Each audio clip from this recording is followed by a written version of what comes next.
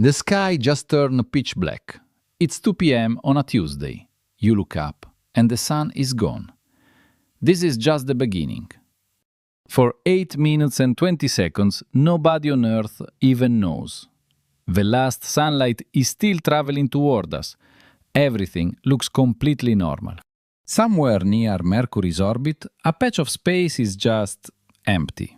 No explosion, no warning. The sun simply stopped existing. And the clock starts ticking. 8 minutes of borrowed light. 8 minutes before the world finds out. At exactly 8 minutes and 20 seconds, the last photon hits your face. And then, nothing.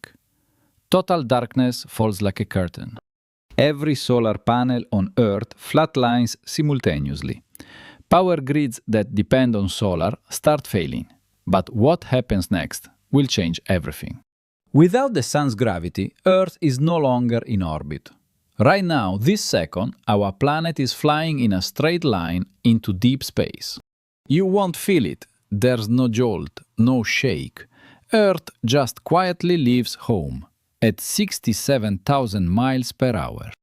Within 5 minutes, every astronomer on Earth realizes the same thing at the same moment, and the panic begins. News breaks everywhere at once. Every screen, every phone, every channel. 3 words. The sun is gone. The first thing you notice isn't the dark. It's the cold. Temperature is already dropping, 1 degree every 10 minutes. In cities, street lights and buildings create an artificial glow. But step outside the city limits, and it's darker than any night you've ever seen. The moon goes dark. Without sunlight to reflect, it vanishes. You look up and it's just gone, like it was never there. But here's what most people don't realize. The danger isn't just cold and darkness.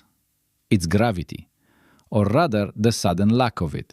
Without the sun holding everything in place, every planet in the solar system is now drifting.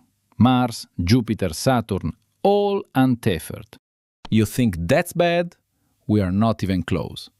Because the real chaos is happening right here on Earth, in the oceans. Tides start going haywire. The sun contributed almost half of tidal force. Without it, coastal water levels shift violently and unpredictably. 1 hour in, global temperature has dropped 15 degrees. People who were in t-shirts are now shivering. Heating systems are overwhelmed. Gas stations are mobbed. Grocery stores stripped bare in under an hour. It's not logic driving people, it's pure animal fear. Flights are grounded worldwide. Pilots can navigate by instruments, but air traffic control can't guarantee anything right now. Satellites are still working, for now. GPS holds steady. But without the sun, solar-powered satellites have hours before their batteries die. In Chicago, a man named David Chen sits in his car outside a hospital. His wife is in labor, and the backup generators just failed. Nurses deliver the baby by flashlight. A new life born into a world without a sun. David holds his daughter and can't stop shaking. He wraps her in every blanket they have. The hallway is already cold enough to see your breath, and it's only been 2 hours. Across the world, 3 billion people are making the same desperate calculation. How long can I keep my family warm? 3 hours in, the atmosphere is starting to behave in ways meteorologists have never seen. Wind patterns are rewriting themselves. Without solar heating, temperature differences between land and ocean accelerate. Massive wind fronts begin forming, some reaching hurricane force. Now here's the part that terrified scientists. The jet stream, that river of air that controls weather, is collapsing. Without stable jet streams, weather becomes completely random. Snowstorms can appear anywhere, even places that have never seen snow. In the first 4 hours, the average global temperature drops by over 30 degrees Fahrenheit, and it's accelerating. Pipes start bursting in millions of buildings, water mains crack. In minutes, entire neighborhoods flood, Then the water starts to freeze. Power grids buckle under demand. Everyone turns on every heater at once. Transformers across North America start exploding. Rolling blackouts become permanent blackouts. First the suburbs, then the outer boroughs, then downtown. One by one, cities go dark. 6 hours in, the world is now an average of -4 degrees Fahrenheit. Exposed skin gets frostbite in under 30 minutes. Now here's the part that nobody expected. Plants aren't dying from cold first. They're suffocating. Photosynthesis stopped the instant the sun vanished. Every plant on Earth is now consuming oxygen instead of producing it. In 24 hours, the oxygen levels won't drop noticeably. But the signal is clear. The engine that keeps us breathing just turned off. And it's not just land plants. Phytoplankton, the tiny organisms that produce half our oxygen, are shutting down across every ocean. But the oceans are hiding something else. They're the only thing keeping Earth from freezing solid right now, and they can't hold on forever. This is where things get really strange. The ocean surface starts steaming. Warm water meeting freezing air creates fog banks miles thick. Visibility drops to zero along every coastline. Ships lose their bearings. Harbors become death traps of invisible ice and colliding vessels. 8 hours. This is the part most people don't know about. The atmosphere itself is beginning to change, starting at the top. The upper atmosphere cools rapidly and begins to contract.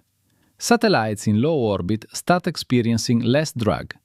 Their orbits actually stabilize. But the astronauts have a bigger problem. Their solar panels are dead. They're running on battery reserves that last about 6 hours. Houston gives the order, evacuate the station. 6 astronauts climb into 2 capsules and pray the math still works without the sun. 10 hours in. Most of North America has lost power completely. Heating is gone. The temperature outside is -20 Fahrenheit. People burn anything they can find. Furniture, books, fences. In apartment buildings, families crowd around trash can fires in lobbies. Carbon monoxide poisoning becomes a silent killer. People running generators and grills indoors, not realizing the air is slowly turning toxic. Hospitals without power become morgues. Life support, ventilators, dialysis machines, they all need electricity. And there isn't any. 12 hours, halfway through. Scientists at NOAA have one idea, a desperate, brilliant plan. There's just one problem. They calculate that Earth's trajectory will carry it roughly 2.5 million miles from its original orbit in 24 hours. If the sun comes back, if this is somehow temporary, Earth needs to be close enough for gravity to recapture it. The math says barely. But that assumes the sun returns in exactly 24 hours. If it's 25, 26, Earth drifts past the point of no return. And nobody knows if the sun is coming back at all. That's the truth nobody wants to say out loud. What if this is permanent? Pay attention, because this changes everything. Without the sun, Earth doesn't just get cold. It becomes a rogue planet. 14 hours. The global average temperature hits -30. Rivers freeze. Lakes freeze. Waterfalls freeze mid-cascade. Wildlife is dying in waves. Birds fall from the sky. Insects are gone. Gigayon cold-blooded has already frozen solid. Gigayon marine life fares better, for now. The deep ocean stays warm enough, but the surface is freezing fast, trapping everything below. Fish crowd into warm water vents near the ocean floor. Entire ecosystems migrate downward in hours, a vertical mass exodus. 16 hours in, the jet stream is completely gone. Weather is now totally random. Blizzards in the Sahara, lightning storms over the Arctic. And that's when the chain reaction started. The frozen ground begins to crack, not from cold, but from the Earth itself. Rapid cooling of Earth's surface creates thermal contraction. The ground literally shrinks. Fault lines destabilize, and the tremors begin. Earthquakes ripple along the Pacific Ring of Fire. Japan, Chile, Indonesia, California. Tectonic plates shifting under thermal stress. Remember this moment, you'll understand why later. Deep beneath Yellowstone, magma chambers are responding to the pressure change. It doesn't erupt. Not in 24 hours. But the monitoring systems go from green to yellow to orange. And nobody's left to watch them. 18 hours, 2/3 of the way through. Here's where everything falls apart. The atmosphere begins to rain. Not water, nitrogen. At minus 320 degrees, nitrogen gas starts condensing in the upper atmosphere. Liquid nitrogen, falling like rain. This doesn't happen in 24 hours. Not really. But the process has started. The clock is ticking on Earth's atmosphere itself. 19 hours. The real question is no longer if we survive. It's how we survive. Because the old world is already dead. People who made it to subways, basements, and underground shelters are alive. Geothermal heat from Earth's core keeps underground spaces above freezing. In Iceland, the entire population retreats to geothermal facilities. Hot springs become the most valuable real estate on the planet. Nuclear power plants become fortresses. They don't need the sun. They have decades of fuel, and they have heat. 20 hours. This next part sounds impossible, but it's real. Stars you've never seen before are now visible to the naked eye. For the first time in human history, every person on Earth sees the same sky. No day side, no night side, just infinite darkness and light. 21 hours. Global temperature is now minus 50 Fahrenheit. The surface of the Earth looks like Mars, frozen, barren, alien. The ocean surface has a thin crust of ice stretching hundreds of miles from every coastline. Walk on it and you'll hear the deep water moving below. But the deep ocean remains above 40 degrees. The Pacific alone holds enough thermal energy to outlast months of darkness. 22 hours. The world has reorganized. Underground cities are forming. Humans are doing what they always do, adapting. Ham radio operators become the only communication network. Cell towers froze and cracked. The internet is a memory, but human voices still carry. And then, at 23 hours and 11 minutes, a telescope in Chile picks up something, a faint signature, where nothing has been for a full day. She radios every station she can reach, the same words over and over. I see it, I see something, the coordinates match. 23 hours and 30 minutes. 3 more telescopes confirm. There is a heat signature at the sun's position. Something is there. But it's not the sun yet. It's a ghost of it. A gravitational ripple, a thermal echo. Scientists call this the point of no return. If the sun reforms now, right now, Earth's orbit can be salvaged. In 30 minutes, it can't. The math doesn't lie. 23 hours, 45 minutes. 15 minutes left. The thermal signature is growing, getting brighter, getting hotter. Something is happening.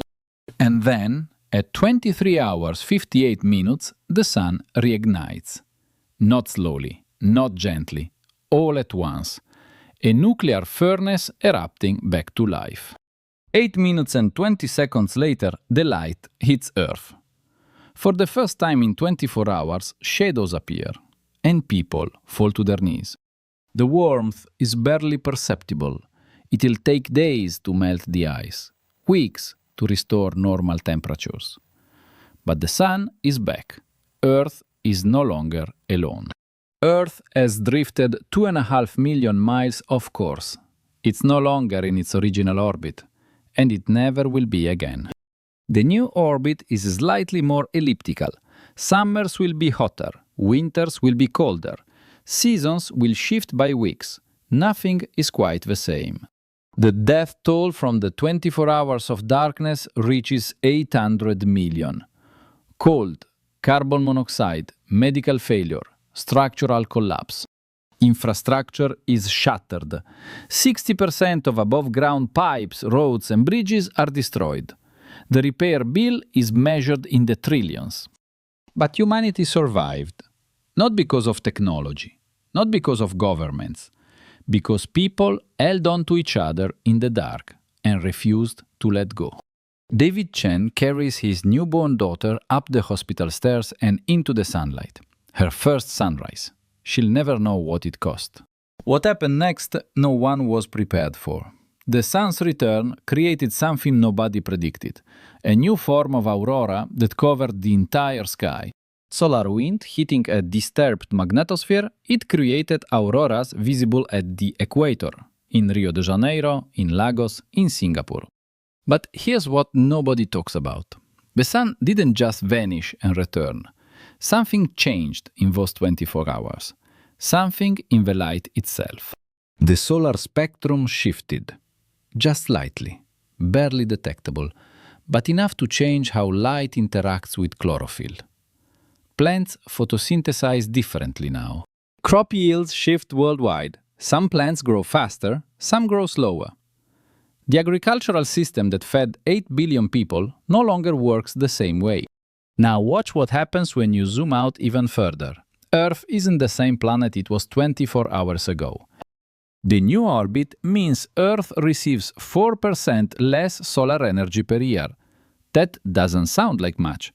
It's enough to trigger an ice age. Scientists estimate the next ice age, originally due in 50,000 years, will now arrive in under a century. Nations that once fought over oil now fight over geothermal energy. Iceland, once a tiny island nation, becomes the most powerful country on Earth. Humanity begins building underground. Not bunkers, real cities, with farms, schools, hospitals. The surface becomes a place you visit, not a place you live. And the sun? It's being studied by every instrument humans have. Thousands of papers, millions of data points, and nobody can explain what happened. Every theory falls apart. It wasn't a solar flare. It wasn't an eclipse. It wasn't any known physics. The sun broke the rules, and then came back. Some call it a glitch in reality. Others call it a warning. But the real question is the one that keeps every astrophysicist awake at night. If it happened once, with no explanation, no warning, and no cause we can find, what stops it from happening again? Tomorrow morning, when the sun comes up, look at it. Really look. And ask yourself, do you trust something you don't understand to be there forever? Because the sun disappeared once, for exactly 24 hours, and to this day, nobody knows why.